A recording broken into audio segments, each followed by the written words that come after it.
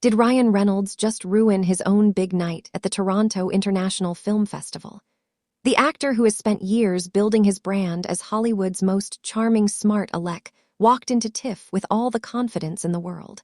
But what unfolded on that red carpet left many wondering if his polished reputation is finally starting to crack. From showing up with his mother instead of Blake Lively, to snapping at a child reporter, to admitting he once again used his kids to advance his career, Ryan had more headlines than his own film did. And the twist? Someone else stole the show entirely, leaving Ryan in the shadows. This wasn't the TIFF appearance anyone expected, least of all Reynolds himself. Fans were stunned when Ryan arrived arm-in-arm with his mother, Tammy Reynolds, while his glamorous wife, Blake Lively, was nowhere in sight. Naturally, questions swirled instantly. Was Blake avoiding the spotlight? Was she busy with projects? Or was there a deeper story the couple didn't want to discuss? In a world where celebrity appearances are carefully calculated, this move fueled endless whispers online, with fans speculating about everything from marital tension to Blake simply refusing to indulge Ryan's latest publicity stunt. Either way, the absence was noticed, and the cameras locked onto Ryan and his mother, turning what should have been a wholesome moment into another piece of Hollywood gossip. The real reason Ryan was at TIFF was to promote I Like Me, a documentary celebrating the late comedy legend John Candy, co-produced alongside Colin Hanks. The film's title, pulled from the classic Planes, Trains, and Automobiles, promised a heartfelt tribute, and reviews mostly described it as warm and sentimental. Yet critics couldn't help but call it too safe, pointing out that while it honored Candy's legacy, it offered little depth or insight into the darker sides of his life. Ryan himself spoke openly about his obsession with Candy, describing him as a larger-than-life figure he wished he could have met. But the press coverage quickly shifted away from Candy and back onto Reynolds himself, leaving some to wonder if the documentary was more about Ryan's fandom than John's story. To make a splash, Ryan and Colin arrived at the premiere in a replica of the iconic flaming car from Planes, Trains, and Automobiles.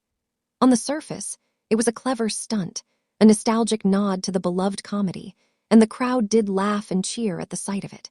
But not everyone was impressed. Critics online argued that the gimmick felt like another example of Ryan trying to center himself at an event that should have been about honoring John Candy's memory. The spectacle may have been cute, but it also reinforced a growing perception. Ryan Reynolds doesn't just want to be part of the show, he wants to control the spotlight entirely. Then came the viral moment that overshadowed everything else. A clip exploded on TikTok and Instagram of Ryan brushing off a child reporter named Liam, telling him to skip to the question, before the boy even finished his introduction. The exchange divided audiences. Some saw Ryan as a stressed actor rushing through press obligations, while others saw it as pure arrogance, a movie star dismissing a kid who simply looked up to him. Although Ryan softened up later and engaged with the boy's question about a Tim Hortons breakfast item, the damage was done. Online debates painted him as either a diva who couldn't be bothered with kids or a professional simply pressed for time. But either way, the viral moment stuck, and not in his favor. If that weren't enough, Ryan's own words at TIFF dug him into a deeper hole. He openly admitted that he used his 2-year-old son in a desperate attempt to get Bill Murray to participate in the documentary. According to Ryan, after countless ignored voicemails, he sent Murray a video message where his toddler suddenly appeared on camera and urged the legendary comedian to do the interview. Ryan joked about how nobody could say no to a child, but many found the story unsettling, pointing out that it was yet another example of Reynolds dragging his kids into his work for personal gain. Fans were quick to recall earlier stories of Ryan making his children recite curse words for promotional material, and the pattern felt impossible to ignore. His kids were becoming props in his Hollywood toolkit. What made all this even worse was the glaring hypocrisy. Ryan has spent years building an image as the guy who calls out other celebrities for arrogance or bad behavior, famously mocking Justin Timberlake and others for being thin-skinned or tone-deaf. Yet here he was, caught in moments that looked just as bad, if not worse. Social media lit up with accusations of double standards, arguing that Reynolds plays the role of Hollywood's class clown with morals. But behind the charm, he's just as guilty of the ego and self-importance he ridicules in others. The phrase glass houses trended in connection to his name, and suddenly, Ryan's carefully polished brand didn't look so bulletproof. The awkwardness didn't stop there. During an Entertainment Tonight interview, Ryan was pressed for gossip about the upcoming Avengers projects. His nervous laughter and refusal to answer, coupled with a line where he admitted he only says things, "if I can get away with it," sparked further conversation about how controlled and calculated his image has become. Fans joked that his publicists probably hand-picked interviewers and blocked any questions that could expose cracks in his Marvel NDA armor, but the overall vibe was uncomfortable. Instead of looking playful, Ryan came off as guarded and overly rehearsed, feeding into the perception that the real Ryan Reynolds is hidden behind a wall of PR-approved quips.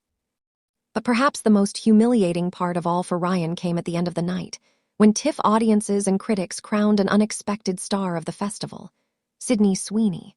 Her new film, Christy, in which she portrays real-life boxer Christy Martin, earned thunderous praise and instant Oscar buzz. Suddenly, Sydney was the one everyone was talking about, with headlines praising her fearless performance and calling it the biggest surprise of TIFF. Compared to Ryan's over-the-top stunts and questionable behavior, Sydney's raw talent and breakout role completely eclipsed him. What was meant to be Ryan's triumphant night of tributes turned into Sydney Sweeney's coronation.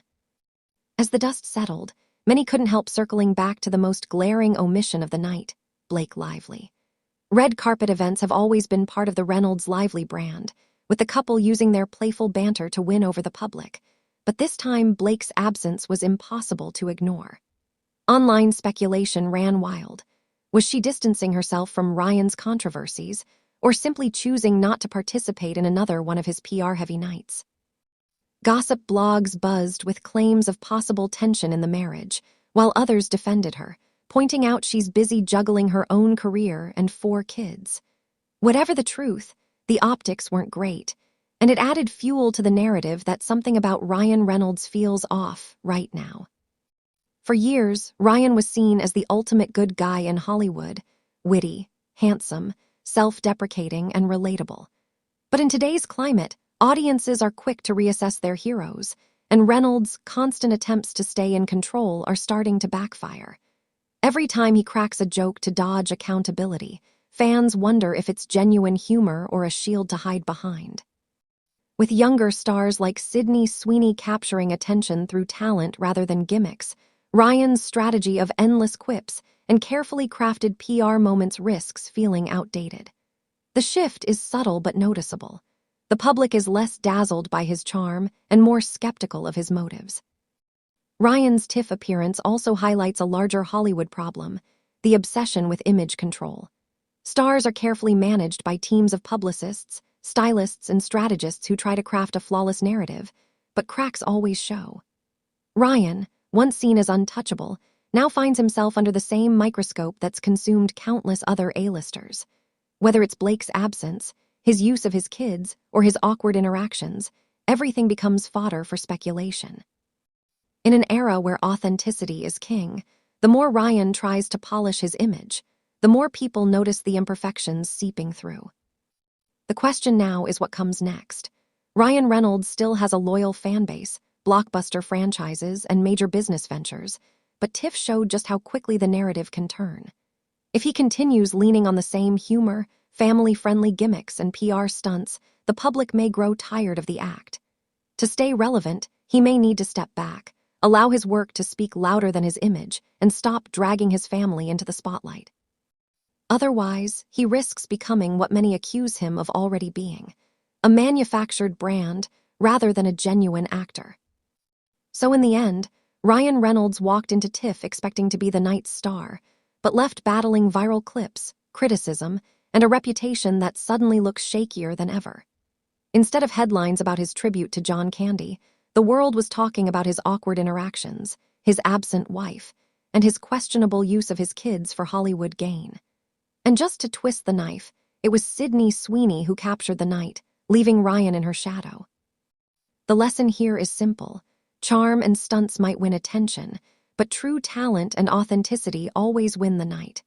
The only question left is whether Ryan Reynolds can keep up, or whether the audience is finally seeing past the act.